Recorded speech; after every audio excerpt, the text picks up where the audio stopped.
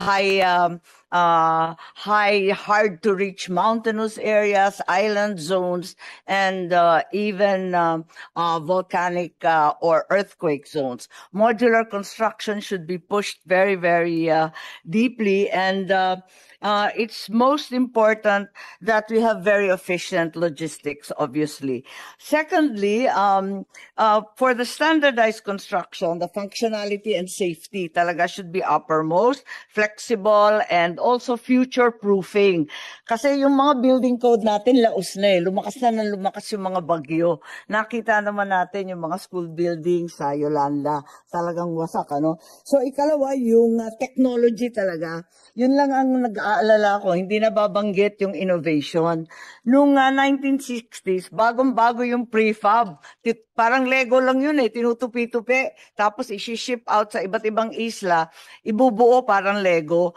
Mas marami na ngayong modular, highly flexible, streamlined, and innovative technology. Ikatlo, gusto ko lang sabihin yung efficient procurement na nabanggit na rin dito sa bill ni Senator Bam at yung logistics. Sa ibang bagay, na-centralize yung procurement tulad ng bakal. Para standard, walang daya. At nakikita naman tuwing bagyo kung yung pang pinakabagong school building, siya pa yung nayuyupi kagad. Pambira talaga. And also, with a combination of the centralized procurement, there should also be a recognition that alternative and local materials can actually be used as well. And fourthly, to streamline the process, to simplify all the registration, the permitting, and perhaps it is time that we really have results-based project management software. Kasi yung project management natin very, very old school. And of course, training the workforce to utilize and exploit that software. Fifthly, community engagement. Magaling tayo sa community engagement, yung mga lokal, tapos magha-harness ng iba't ibang resources, private sector, NGOs, LGU, lahat mag-aambag-ambag. Minsan naaawa ako sa contractor kasi ang dami nating hinihingi. May hand washing, may extra folding doors, may dagdag na aircon, may kisaming dagdag, electric fan. Alam na natin yan. Pero minsan, mabait naman yung mga stakeholders at lahat talaga tulong-tulong. So, another thing that sometimes we fail to do, and I think that engenders a lot of community involvement, would be the communication. Na at every stage, communicate our milestones and accomplishments.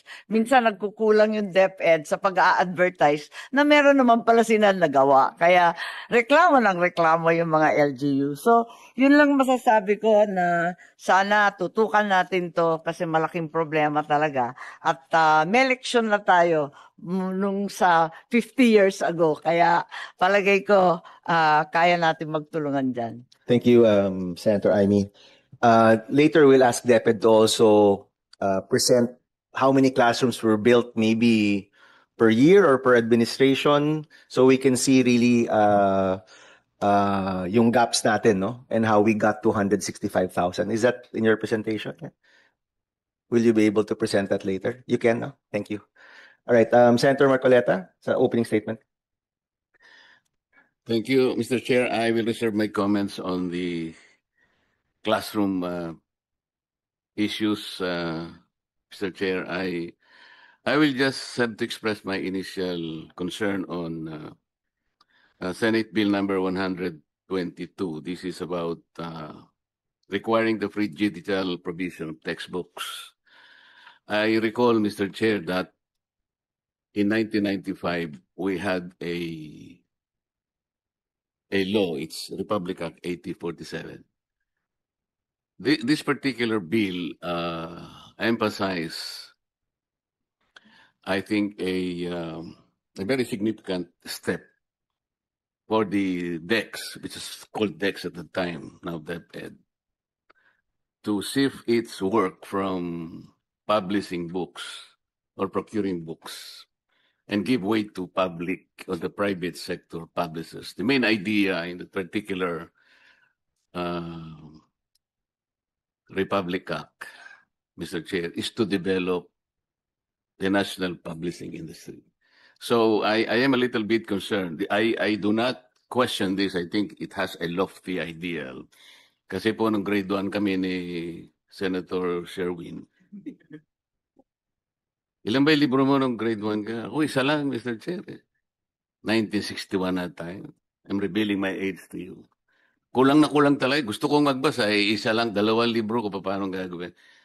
Kasi Senator Sherwin, tsaka ikaw, Chair, siguro, unlimited number of books. Kaya alam ko, tamang-tama talaga ito. What about the very objective of that law na kailangan ma-develop daw po natin ang national publishing industry? Pag binasa po ninyo yun, that law was advocating that we will have to publish good books, hindi lang para sa ating domestic requirement, but also to export books para sa ating bansa. Baka ho maapektuhan yung national publishing kasi puro digital na po ito, wala nang bibili ng libro. And what about the role of 1995 po yung law na yun, Mr. Chair. Ang sabi po doon, if you will read, I think, Section 10 of that law, sabi niya, 3 years from the effectivity of this law. So, ibig sabihin, 1998, the DepEd at that time, should give way to private sector publishers. Sila na ang magpapublish ng libro. That is the only way to develop our national publishing industry. So, ito po, I am not questioning the outstanding objective of this law. Kaya lamang po, it might be also run inconsistent with the objective of that law.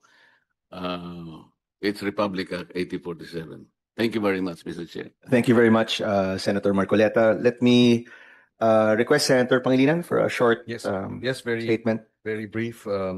When this representation, Mr. Chairman, and to our resource persons, was chairperson of the Committee on Education in my first term, there were interventions that we undertook to address challenges of funding. When I was sponsor of the UP Charter Measure, we ensured that there was a private sector incentive to make donations that were tax deductible. For every peso donated to the University of the Philippines, 1.5 pesos was deductible for the corporate income tax. Yes. Perhaps the chairperson can include a similar provision in the classroom building acceleration program, number one. And number two, apart from outright tax deductions in the corporate income tax, the other intervention or provisions that may be included in the measure would be partnerships precisely with the private sector. I remember also when I was chairperson of the Committee on Education, we tied up with the Filipino-Chinese Chamber of Commerce and Industry.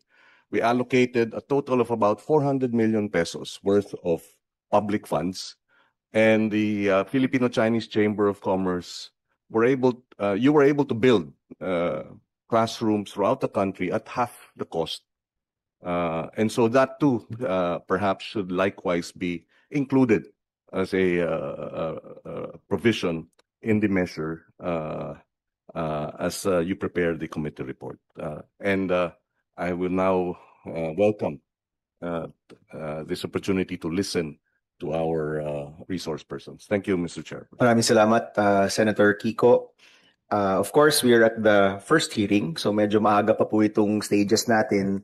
We expect the inputs to change the bills, provide a better committee report, and hopefully all of the inputs that we can gather can be included there, and we can really come up with a bill that can create true reforms in this space. So we'd now like to request the committee secretary, Ms. Bea Vidamo, to introduce and place on record the resource persons who are present. Please also indicate the resource persons who are invited but not able to attend the hearing. And we have requested all of them to submit position papers to the committee. Good morning, Mr. Chair, our honorable senators and guests. In today's public hearing, we have two items on the agenda. Senate Bill number 121, an act establishing the Classroom Building Acceleration Program, authorizing LGUs and private sector entities to undertake classroom construction projects and appropriating funds therefore. And Senate Bill number 122, an act requiring the free digital provision of textbooks in basic education, promoting open educational resources and for other purposes. We are joined today by the following resource persons to assist us in our discussion of these measures. To our resource persons, if your name is called, please raise your hand so our senators can identify where you are seated. Thank you.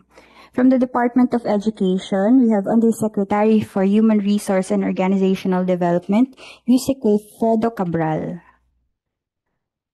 Assistant Secretary in charge of Infrastructure and Education Facilities, ASEC Aurelio Paulo R. Bartolome. Undersecretary for Strategic Management, Yusek Ronald U. Mendoza. Assistant Secretary for Learning System, ASEC Hanir T. Datukan. Assistant Secretary for Information and Communications Technology Service, ASEC Marcelino G. Veloso III. And Undersecretary for Legal and Legislative Affairs, Yusek Filemon Javier. From the Department of Public Works and Highways, Undersecretary for Technical Services, National Building Code Development Office and External Convergence Projects, Yusek Eric Ayapana. From the Department of Budget and Management, Undersecretary for Budget Preparation and Execution, Yusek Rolando U. Toledo. From the Commission on Audit, State Auditor 5, Supervising Auditor of the Department of Education 1 Audit Group, Ms. Imelda Celso. From the Department of Information and Communications Technology, Director 4 of the ICT Literacy and Competency Development Bureau, Director Jeneline Rabis. From the Department of Interior and Local Government, Attorney David Rafael Monsalud. From the Public-Private Partnerships Center of the Philippines, Supervising Officer of the Office of the Deputy Executive Director, Attorney Lester Añanuevo. From the 2nd Congressional Commission on Education, or EDCOM-2, Executive Director, Dr. Carol Markey. From the National Book Development Board, Chief of Policy and Industry Research Division, Ms. Maria Carolina Tapia. From the Philippine Institute for Development Studies, we have Senior Research Fellow, Dr. Michael Abrigo. From the Security Bank Foundation, we have Executive Director, Mr. Louis Boy de Real. From the Federation of Filipino Chinese Chamber of Commerce and Industry, Vice President, Mr. Jeffrey Nang. Executive Director, Mr. Moises Lim. From Angat Buhay, Executive Director, Mr. Rafael Martin Rafi Magno. From Yellow Boat of Hope Foundation, Grants and Partnerships Officer, Ms. Patricia Ayo. From Friends of Hope Foundation, Director for Partnerships, Ms. Angel Antonio. From Gokongwei Brothers Foundation, Executive Director, Ms. Grace R. Colette. We also have with us is former Mayor Felipe Ipiromulo of Dumaguete City, Negros Oriental. Remolyo. Sorry po. Yeah. Governor Arthur Defensor Jr. of the Iloilo Provincial Government will not be able to attend due to health reasons. So other guests will join at a later time. That is all your, Mr. Chair. Thank you, Bea. Governor Defensor actually flew in, but was unable to come today because of health reasons. But we have the presentation, and later we'll be sharing some of their inputs also. They have a current program with Synergia. Senator Win is also a big supporter of Synergia Foundation, and classroom building, with regard to bringing up also test scores. No, they have a full program that they wanted to share with us. We'll give them the opportunity in the next hearing. So thank you everyone for coming. I'd like to acknowledge, of course, Senator Loren Legarda. Good morning. Would you want to say a few words, Senator Loren? Everyone had read their opening statements. Yes. Thank you very much to our new and dynamic chair of education. Happy to join you today. We know that education remains the single most powerful tool for shaping our nation's future. And in this room today, we have the opportunity to ensure that this tool is sharpened, made equitable and accessible so that it may truly transform the lives of every Filipino. So I anticipate that we'll all be bold and creative in pursuing the solutions that have been hounding us for many years, if not decades, willing to move